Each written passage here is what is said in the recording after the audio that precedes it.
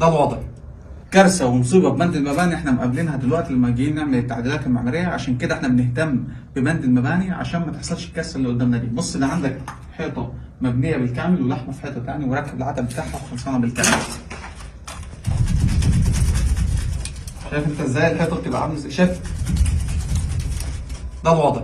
تحت طبعا البنا اللي اشتغل هنا ما نضفش تحت خالص، حاطه المدماج بتاعه على التراب وما شحطش فوق المباني، فالحيطه بالوضع ده، وما عملش طرف رباط محترم مع الحيطه اللي هناك دي، فبقت الحيطه عندك جنب الاوضه ده بيلعب بالشكل اللي انت شايفه ده، وده طبعا خطر جدا جدا جدا.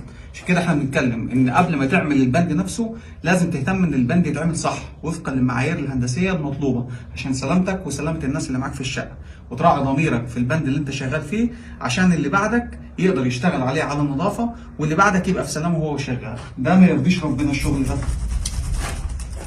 فربنا يستر ان شاء الله.